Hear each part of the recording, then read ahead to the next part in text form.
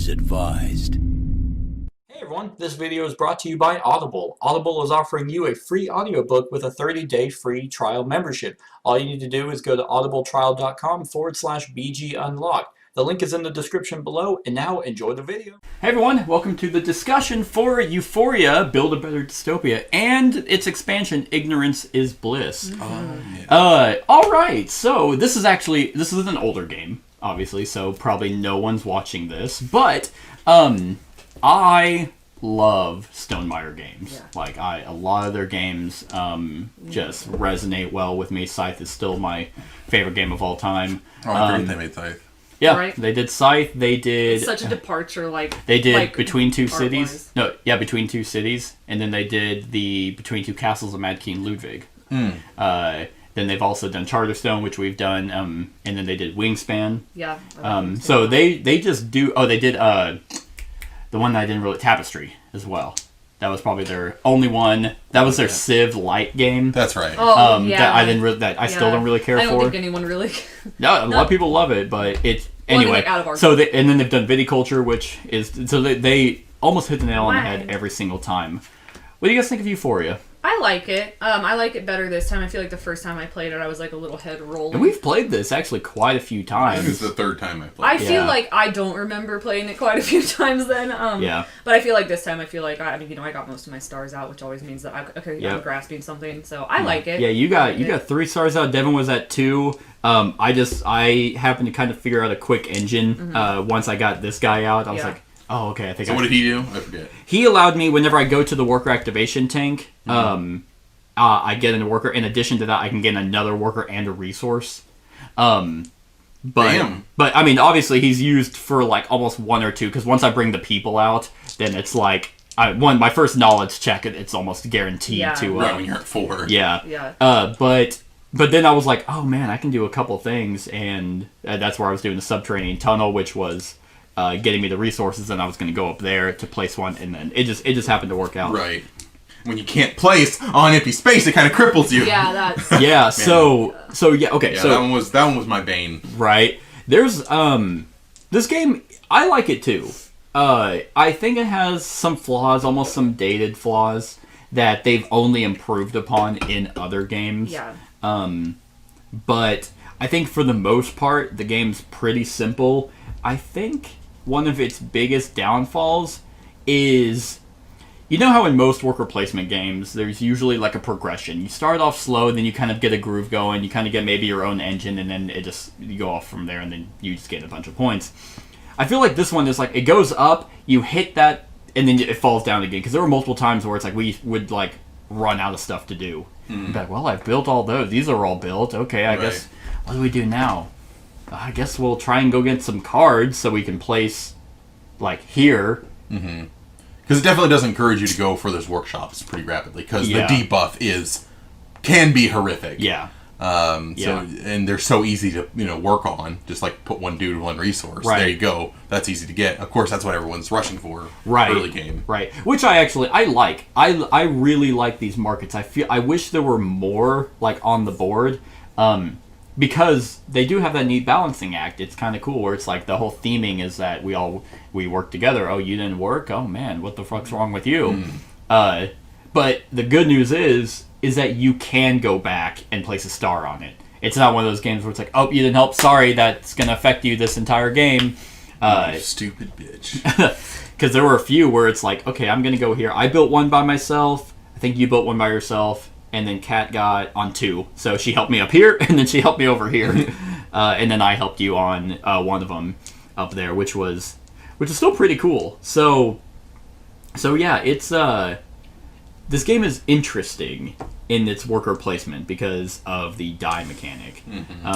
But Devin, real quick before we go into that, what do you think of the game? It's not like for worker placement, which aren't usually like oh boy, worker placement. Right. I mean, I enjoy them, but it's like I'm not gonna keep coming back. Right. It's not something I take home and like, oh Marcy, let's play this worker placement game. Right. And she's like, fucking what? Right. No. Where's the theme? Right. But no, it had pleasant. I was engaged. And despite being the third time I've played this, I felt like I was pretty into it, getting the groove on the systems. And they added a few more mechanics, which made it a little smoother than I enjoyed. A little more, right. The fact that you can pick which item you are collecting at a cost potentially. Yes, and that was huge. Nice. But yeah, I enjoyed it. Cool. So yeah, with the dice as your workers, I always like dice worker placement games. Those are probably usually my favorite types because of the variation of what you can do with your dice. Mm-hmm. And then they throw that twist on it with the knowledge, mm-hmm. like to throw that theme in there of why you are using dice. As I throw it over there, because if you roll and this is like you can get if you're at 4. And then you roll, 2 6s. Well, those guys are too smart, and one of them's realizing how shitty the situation is, and now he's leaving. And then it's like, oh, great. I like that because that's like a balance check between players. Like if you want to get high resources, well, you're going to use your big guy, and that's good. That's good. But what's cool is that if you have more workers, which usually is a benefit. But let's say you and I have the same amount of workers, but you keep rolling 6s, I keep rolling 1s. Well, fuck me, right? Mm-hmm. That's a really interesting way, I think, for that to balance out. It's like, oh, well, yeah, you got all 6s. Losing the guy, though. Mm-hmm. So you still have your, like, if you have 3 dice, you still have 2 6s, while I have 3 1s. Right. What do you guys think about that? Would you guys like the well, I mean, there's so many spaces that it doesn't matter what your numbers are. That is true. There's so many. It's only if you want to gain your core commodity, right? That it even takes into account those numbers, right? Which, I mean, having more resources like allows you to bump like your own workers multiple times to go up on a track. That's why I think it's a pretty interesting mechanic. And you're right, like most of the places, it doesn't matter. Mm-hmm. They just go there. But yeah, whenever you're getting the 3, like electricity, food, or water, the higher up you are, the more resources you get, which allow you to dig more or spend more up there without having to constantly just go back and forth to gather your resources. Mm-hmm. And I like that because so many, like down here, these 2 here most of them require stone. And it's like if I have... if I spend a 6 there, and then a 5, well, that's going to get me 3 of these, which means I can go to the subterranean tunnel 3 times, really, and keep bumping my worker to get the 3 I need to then build that potentially by myself without having to constantly spend 1, then go here, and then call them back and then go back and forth. Right. Kat, what do you think about the knowledge track? Yep. Yeah, I mean, I like it for what it is. And, it's not like the most exciting thing, but it does give you that extra step of, like, you roll your dice and you're like, okay, that's cutting it close. And then you're like, I'm so high on the track. Right. and you're like, shit, now I lose a worker. So I did lose a worker at one point. I did too. I think we all lost. You lost quite a few. You kept rolling pretty high. And that's the risk. That's the risk you take having all your people out or most of your people out. But yeah, I like it. It just gives it kind of some flair. I think, yeah, because you want to keep them stupid. Like you do, and that's the whole point of the dystopia. Is like obviously they're just hamsters on a wheel. Like, right. You want to keep them in their place. So, very thematic. Yeah, the theme behind it is what makes it really cool. Because I think you mentioned it whenever I explained it. You never made the connection of why you just lost it. Right. And it's like, well, thematically, he's like, wait a minute! Because they all get together and they're like, wait a minute, this is what we're doing with our lives? Yeah. This place sucks. And then they leave. Like, they stop taking their happy vitamins and they're like, oh God, this place I'm sucks. a pawn? This place sucks. I let him escape. Yeah. They stop taking their bullets. Right. And then what's really cool about the knowledge is the fact that there's ways to mitigate it. There's a lot of ways for you actually to lose it. Mainly getting commodities, like just mindlessly working causes your knowledge to go down. Or even some abilities allow you to go down in knowledge, which is really cool. Otherwise, it would be... sometimes, even if you get all 4 out, you can roll low and be just on that cusp. I was really happy when my ability, which didn't happen until the very end of the game, where I had all 4 people out, and it was 16. Yeah. I was like, yes! But, so you only really have the knowledge to worry about, and the morale. And the morale's really not that bad. But if you don't have high morale, then these territory things just aren't happening. Mm-hmm. It's impossible. Yeah, I was feeling that all game, and then that hit. Oh, the one where I can't place on empty territories. I'm like, oh well, then that's the tail end of my game. Right.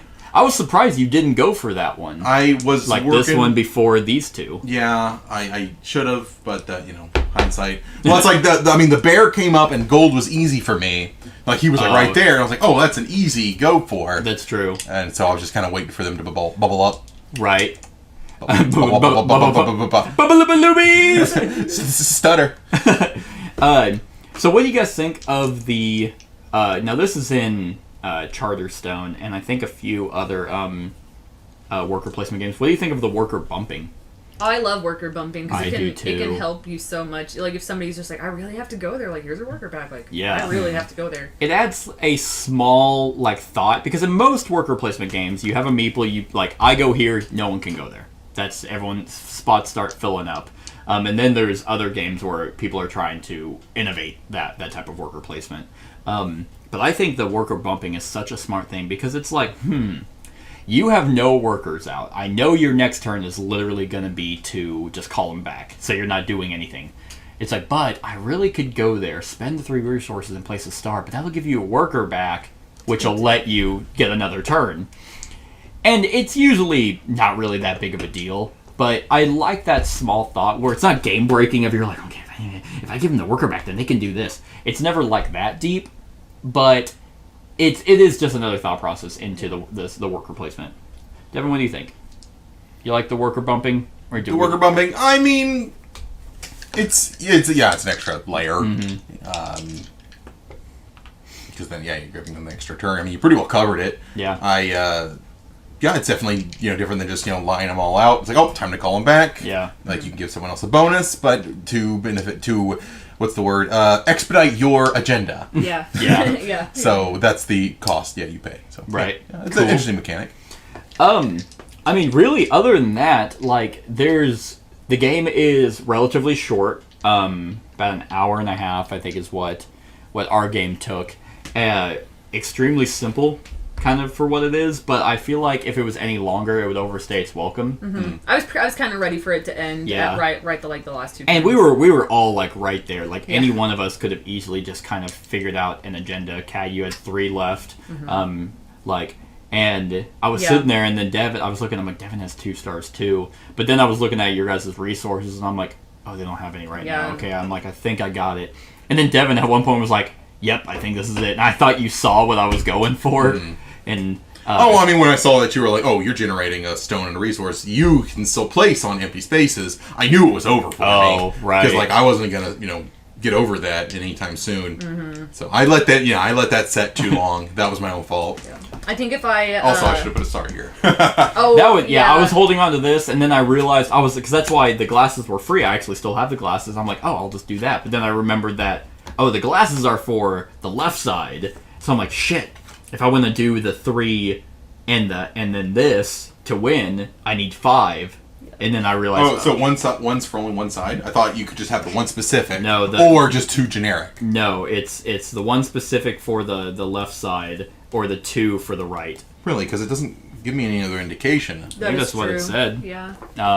In the rule book, ethical dilemma, flip your... oh, no, never mind. Yeah. Great. Because I feel like there'd be an arrow, because they're not giving an indication. That's true. So I could have done it. It also right in the middle says or, so. Right. So then he extra super special one. Right. Oh wait, can I borrow one of your stars to use?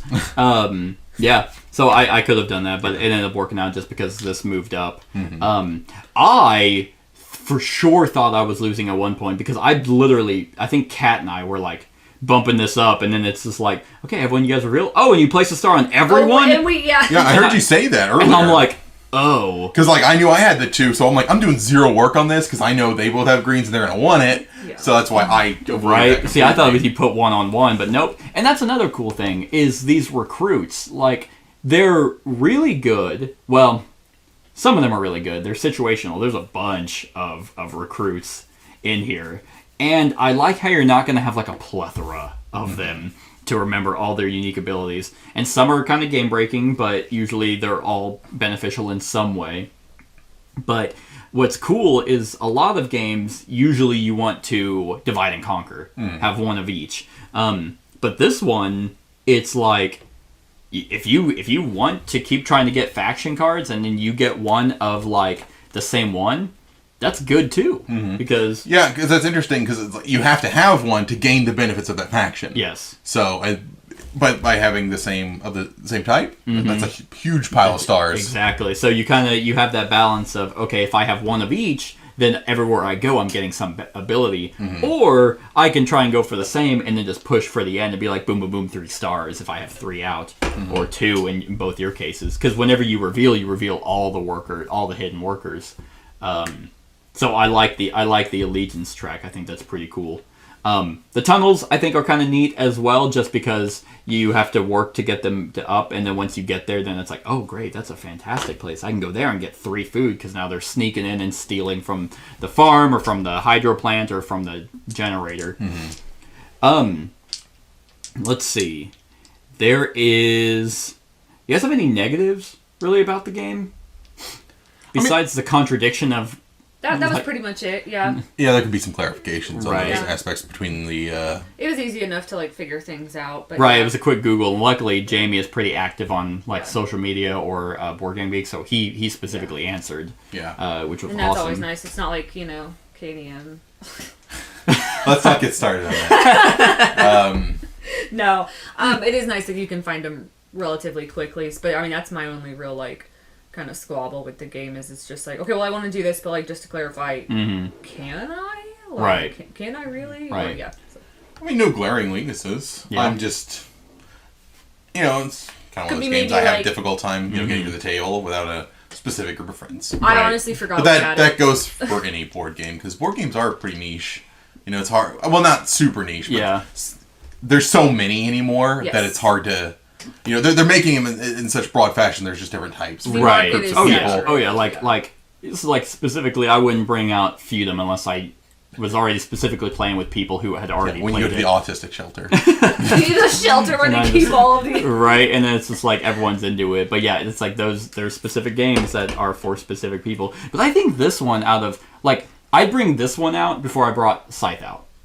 Like with a new group of people. I feel like this is simpler to kind of figure out, whereas Scythe kind of has a Curve. like a slight curve to figure out what's the most efficient way to actually place the stars. I love the star placement. They do that in Scythe. Of course, in Scythe, you don't necessarily win. That just ends the game, and then you score points. Yeah. Here, it's a race to place 10. I prefer the scoring because Because, I mean, it's the same thing as, like, a visual tracker. a little bit. Because Yeah. it's like, oh, well, if I look at you, I'm like, okay, you have 2 stars left. You have 2 stars left. I have, like, all my stars left. I have 10. I was not playing the I game didn't at all. I'm just, like, I have, like, all the bliss. Yeah, exactly. So it would have been nice where it's like, okay, I'm going to end the game, so I'm going to have a slight edge because I have more stars that'll get me more points. But you might have been going for a different route. So I think they used a lot of mechanics and put them in some of their other games, which Stone Meyer tends to do, which is fine. If it's not broke, don't fix it. The expansion is absolutely useless. Yeah. Yeah. It brings in, and because you can't mix the recruit cards. Like, it specifically says, like, right there, choose to either use the new set of recruits and markets or the original set of recruits and markets. Do not mix these sets together. Ooh. Yeah. Did you use the new ones? Well, yes, we did use the Okay. new ones, which it's funny, the signal is like, it's blindfolded people. Don't you love that? Yeah. I thought it was a headband the entire time. They know karate. I thought they were sweating or sweatband because they were working. No, that's definitely But- karate. But yeah, so like it's not even an expansion that it gives you more content, but it's not like, oh, let's mix and match all these markets and stuff, which is I don't know. I feel like in this particular set, the 6 that we got out, none of these were that bad. Whereas I feel like in the regular one, the 6 that we've played before were like, fuck, I need to get rid. I need to go and deal with Well, that I had one. fun playing the game. Right, it's like because the Athenium are mandatory. When you place a star, lose a morale. That didn't affect anyone ever. I mean, it affected me, but I mean, eventually you stop blue. Cause Yeah, you're at 1. You're like, okay, well, I can't really. I'm I'll not. place Go- as many stars as I fucking want. I mean, it. I feel like it's endgame because kind of like where you couldn't place on an empty territory. To be able to place on an empty territory, you need cards. Well, you need morale to get more cards to be able to do that. So it's like it's not affecting anyone up until kind of late game where you've already placed on all the markets. But they were okay. And then the new recruits that we got, there's 1, 2, 3, 4, 5, 6, 7 out. I mean, there's a shit ton here. Like, let's see. Ted, the contingency planner, you may pay bliss instead of the normal cost when you use a tunnel action space. If you do not gain both a resource and a card, gain morale. So he's pretty good. Caliph the Bruiser, when you bump another player's worker and that player has at least 3 knowledge, you may gain a commodity. If you do, that player loses knowledge. Oh god. Gary the Forgetter, when you use the worker activation take, lose an extra 2 knowledge. You may pay 3 bliss instead of the normal cost. So, I mean, it's there. Like, get the expansion if you want more recruits or more markets if you're bored of the original. It's not a necessary expansion. Yeah, and it comes with the board of the... This is the bigger thing. Oh, and these little player mats, right? Yep, the player mats. So this is kind of nice. It's like a nice collection over here. And then the market here. This is probably the biggest change, is the fact that now you have open.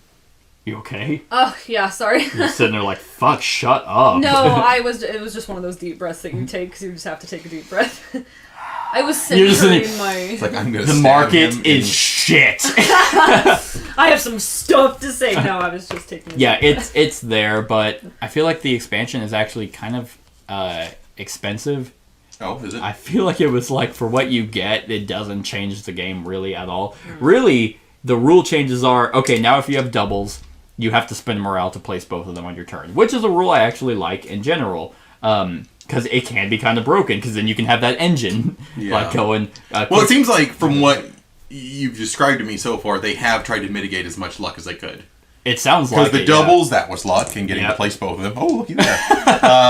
and just being able to go for And drawing the cards that you need. Yeah. Both to which they have modified. Right. So they try to remove luck as much as they could from this game. That's true. Yeah, which I really enjoy. Right. The one thing that actually here is a negative.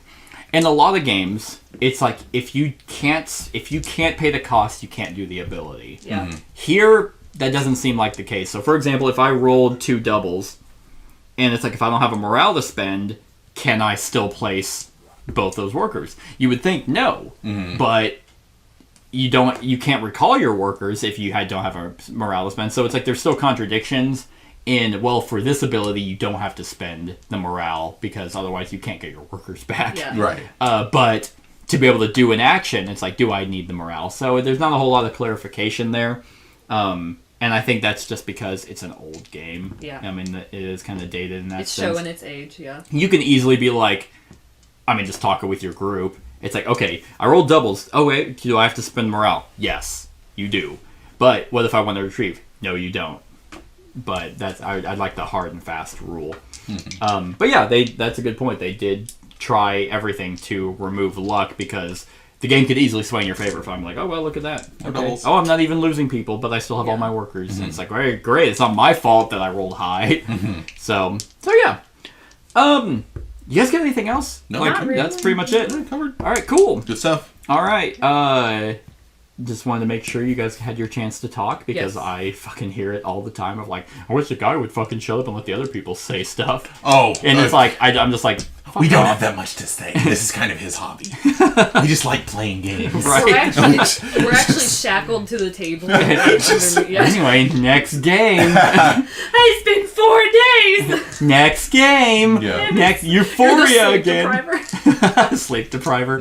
All right, yeah. So on a scale of 1 to 10, what would you guys rate it? Euphoria or Ignorance is Bliss? Good question. Do both. I'm gonna give... I'll start, I guess. I'm gonna give Euphoria an 8, and I'm gonna give Ignorance is Bliss a 5. That's pretty good. That's a pretty good ranking. Yeah. I would agree with you there on that one. And whenever you mentioned that you forgot we had it, I didn't. I completely did In not almost thought all of it. honesty, it's because the expansion was sitting over there, and I'm like, oh, we need to It play was. Euphoria. Didn't even know. Yep. Yeah, I would agree. I think Euphoria is an 8 out of 10, and the expansion is a 5. Yeah. Leave it like. Take it or leave it, most likely. If you play Euphoria all the fucking time and you're tired, you've seen every recruit, which Yeah, the decks are like that big. That's a lot of like Play it every playing day. Euphoria. But then it's like, get it. It's going to give you more options. I wish you could mix them together. That would be nice, like to have the variety of the markets. But maybe you can. I don't know. Yeah, that's strange. I've never It seen is. one that's just like, okay, use this set or this set. Right. But when they give you that mini, because I mean, a giant deck's worth of them. Yeah, the recruits I get, the markets I don't. I don't see why the markets can't be combined. Yeah.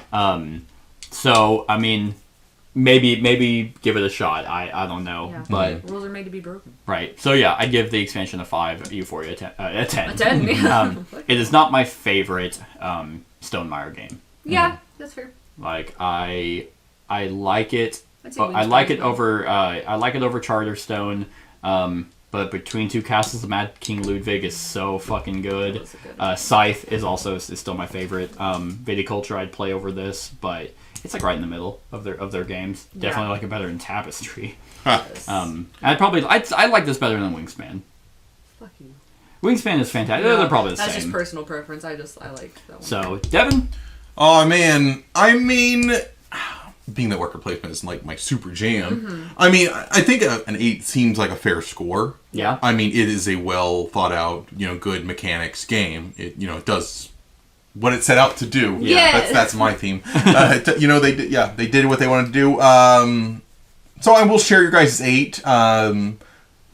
I mean, is it my type? No, but I think it's a well made game.